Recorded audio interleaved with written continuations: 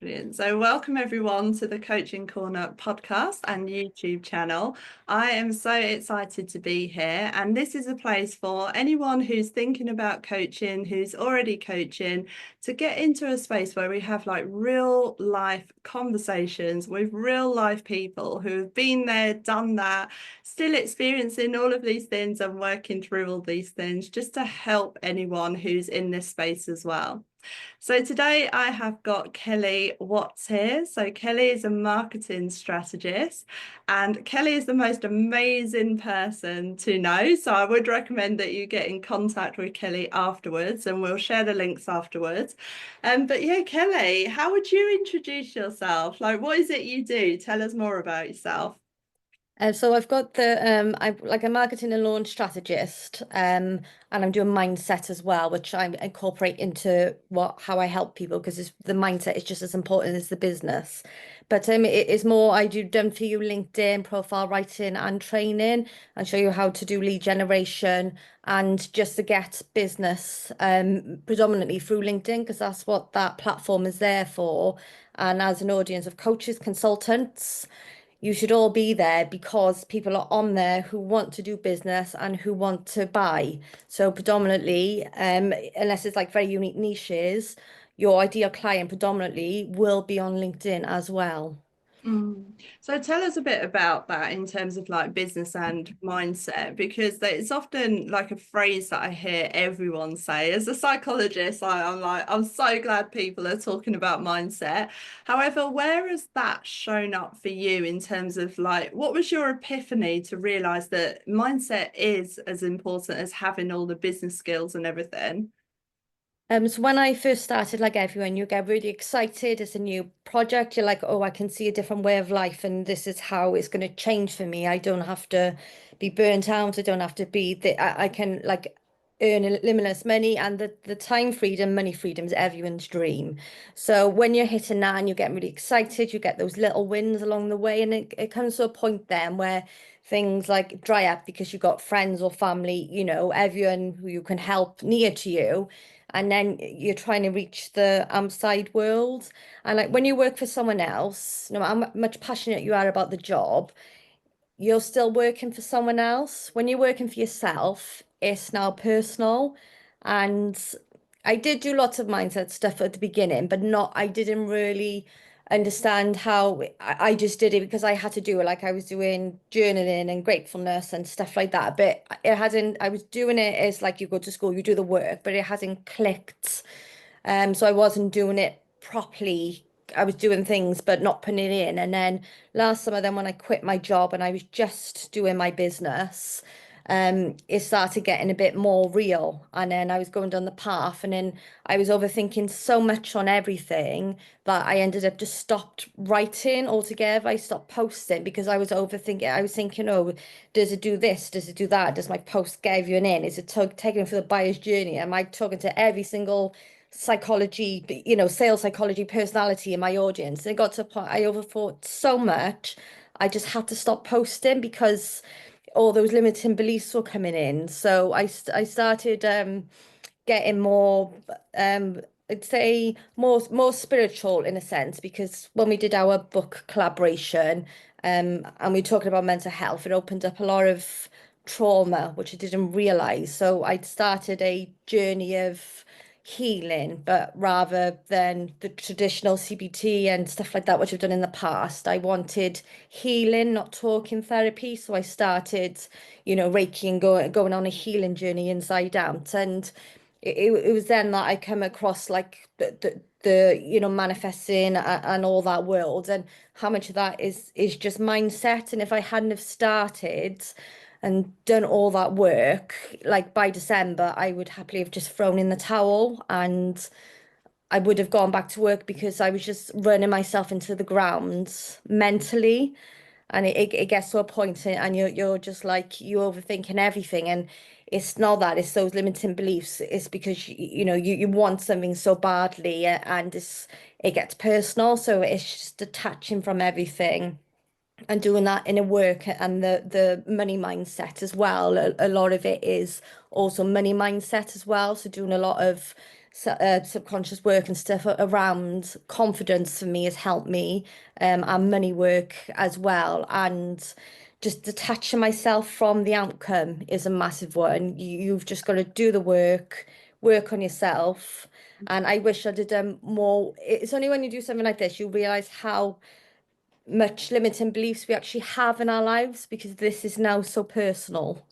Absolutely. And you've mentioned that a couple of times, well, quite a few times, about like your business becomes like personal. When you're working for someone else, it's someone else's business. Maybe even sometimes if you're working in a corporate environment, you don't even get to see the business owner. So it does feel less personal. It does feel less like attached to you and your worth as a person.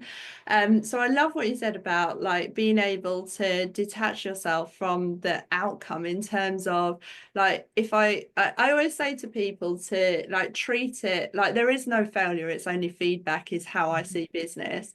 So when someone doesn't buy, when someone does buy, it's giving you feedback as to what's working, what's not working, where to actually like tweak that.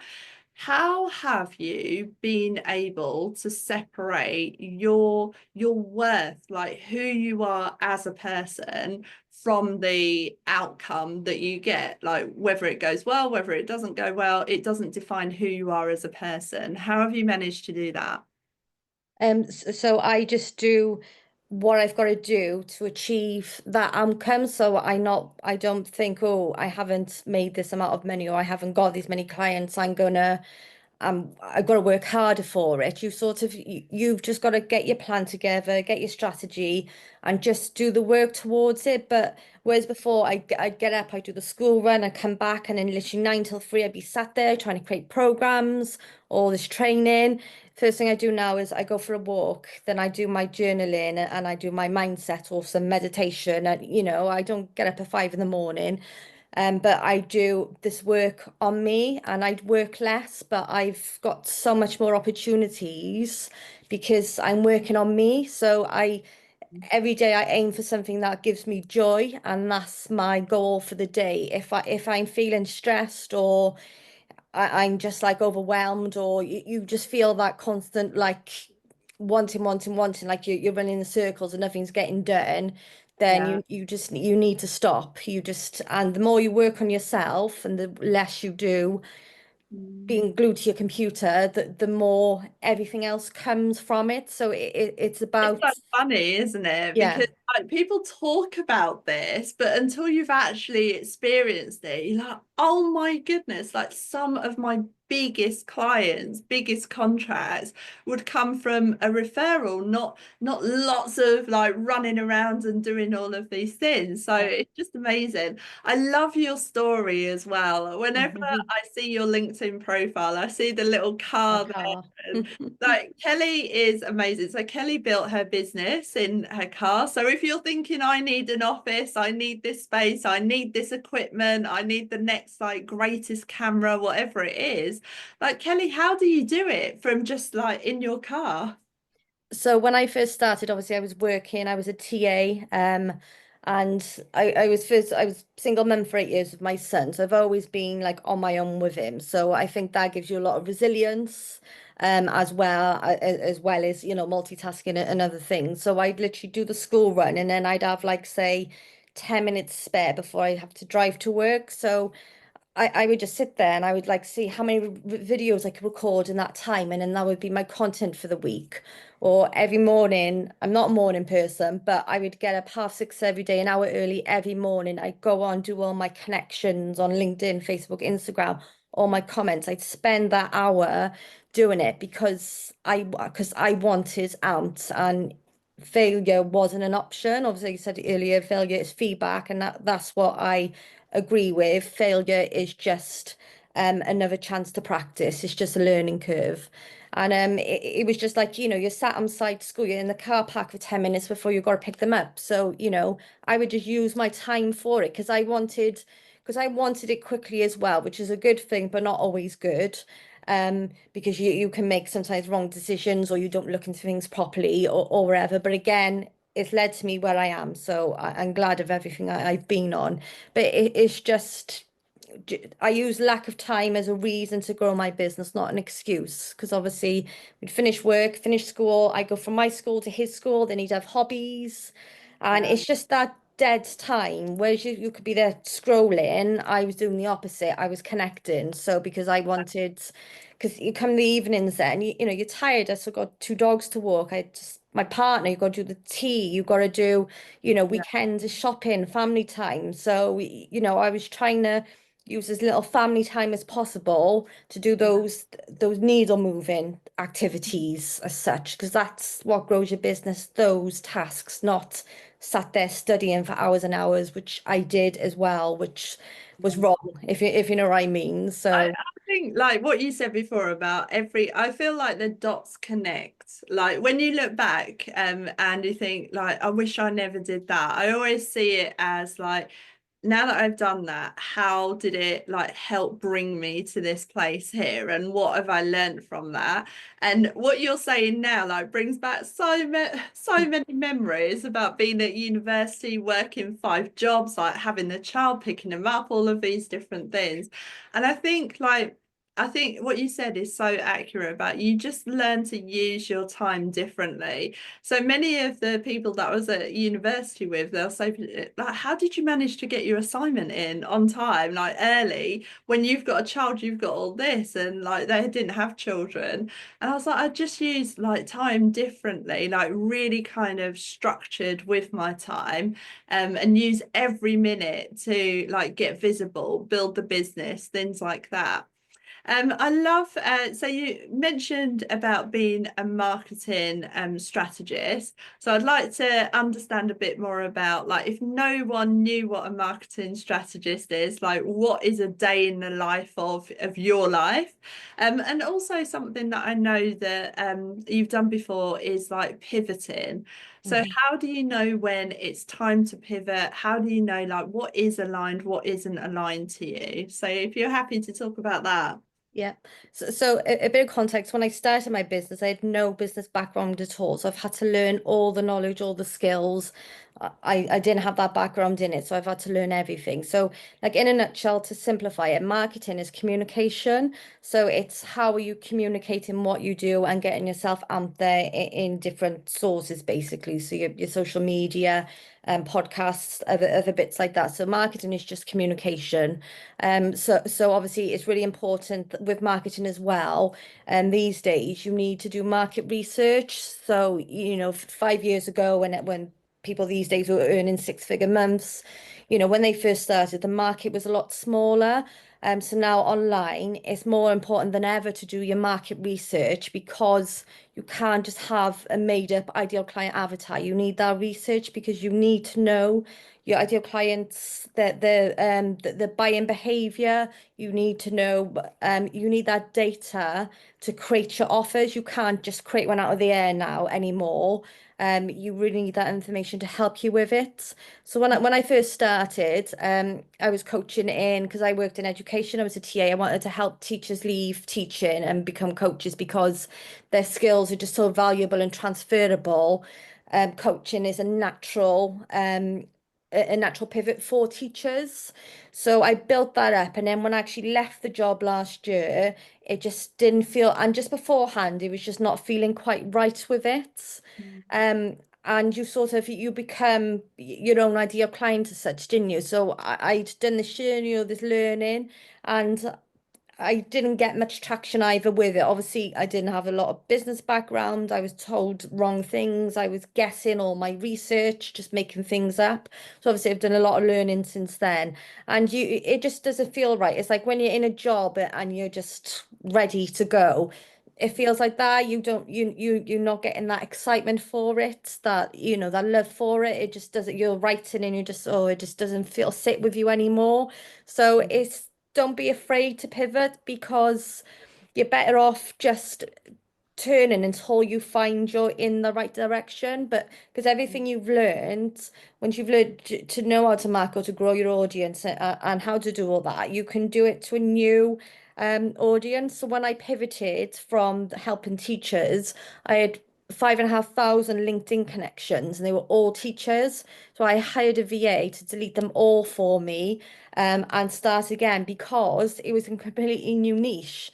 And obviously, all my would have been going out to the wrong people. So it was easier. I just paid a VA a couple of hours to delete all my LinkedIn connections for me, and I start again.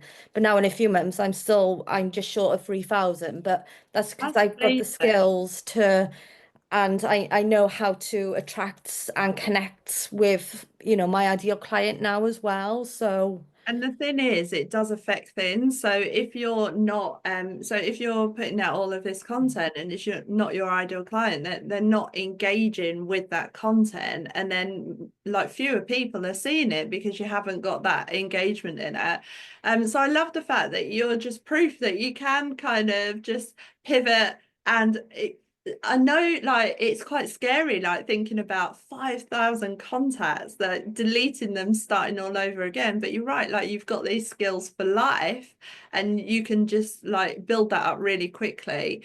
So in terms of the marketing strategist, you mentioned about like these skills that you've developed over this time so that you can like just start again and build it up quite quickly.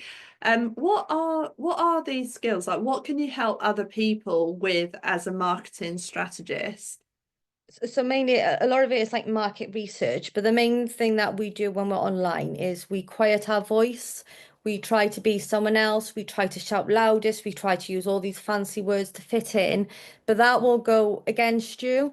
Like I said earlier, market research is key. You need that data. You need your niche, and like, with everything here is about you've got to narrow down your niche, but it is really important too because that helps you with clear messaging, clear.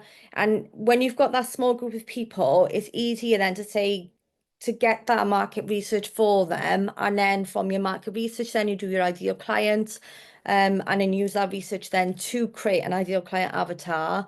And then you can create your offers from it because you know how people are going to buy. You know that they have the same values as you. But the most important thing is I help people just to be themselves.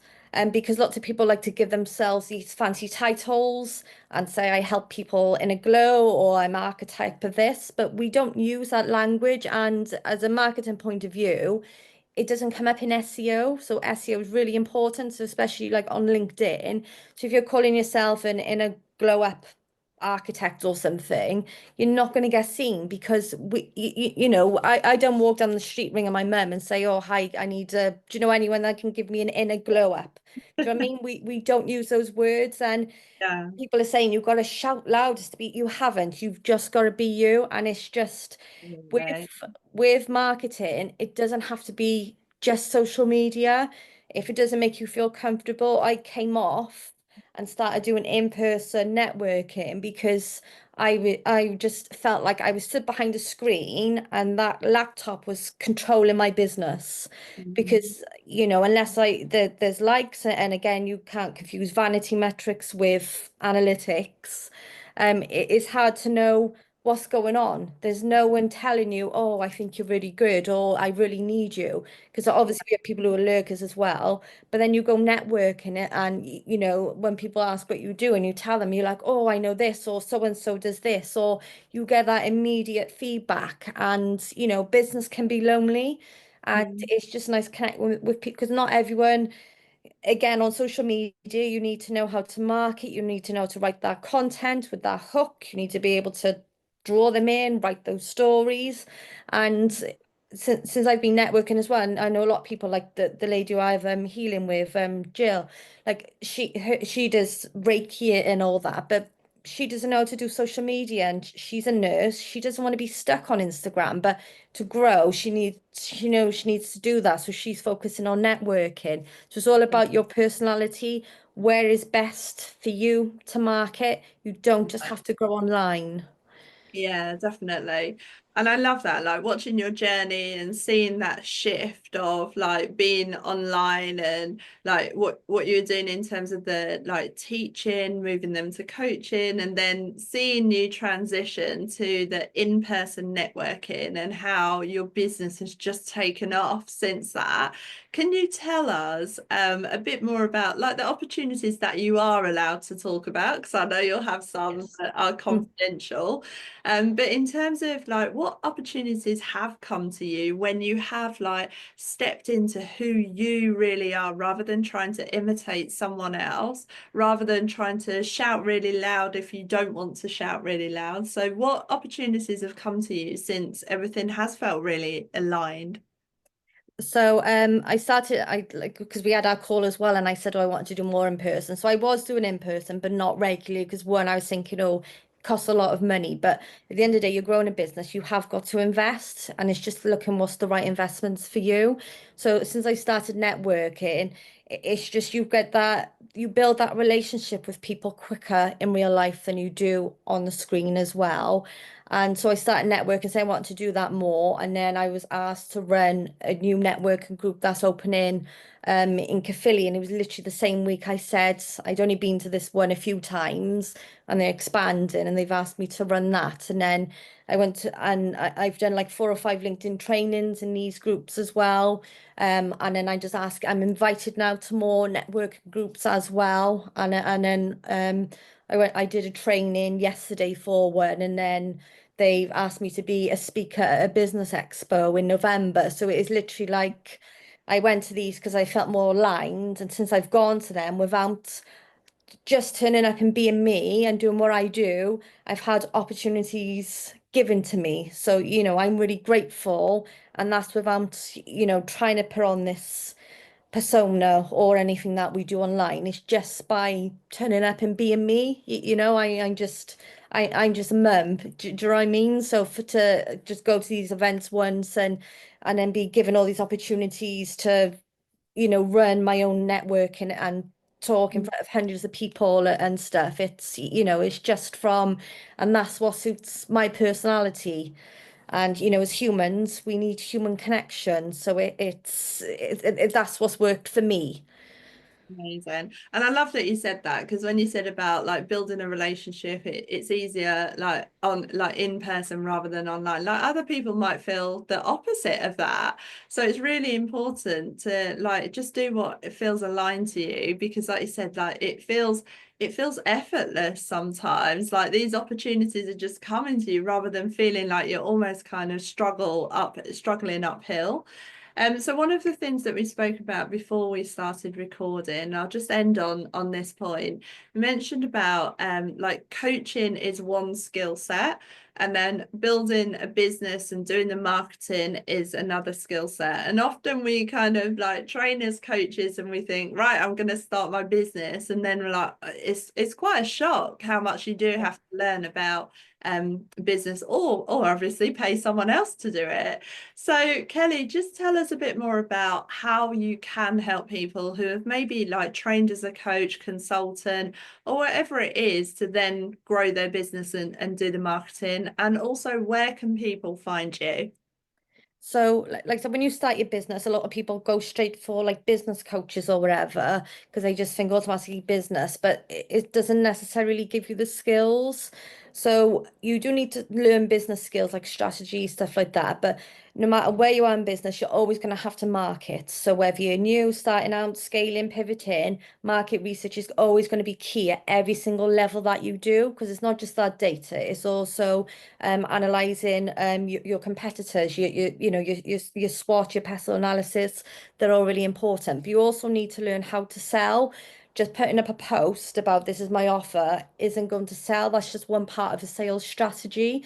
So learning how to market and learning how to sell, because again, as your business develops, you can learn more of these skills as you go to the next levels as well. So it's really important to make sure that you research who you work with, because working with a copywriter, you're going to be able to write well, but if you haven't done that research, it's not necessary. You might be brilliant at writing. Like I was told loads of times, oh, your posts are really good, but I was just writing posts with no accurate audience behind it. So learn how to market and learn how to sell.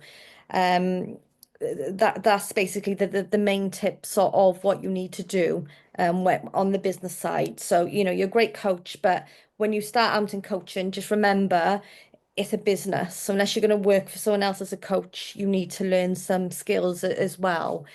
So I'm predominantly on LinkedIn. So on LinkedIn, it's Kelly Watts, and I'm also on Facebook and Instagram as well.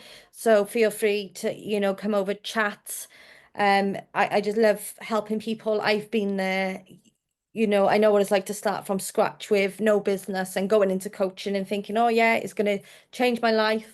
But knowing what you've got to learn to get started. So if anyone wants like any information, feel free to get in contact. But just to leave on one note, um, aim for joy, aim for happiness. That's your main goal every day. What can I do today that's going to make me happy? And work on yourself as much as your business. I love that. I love that. And we will put the links underneath so you can get in touch with Kelly. So thank you so much, Kelly. Great to see you. Yes, thank you for having me. Yeah.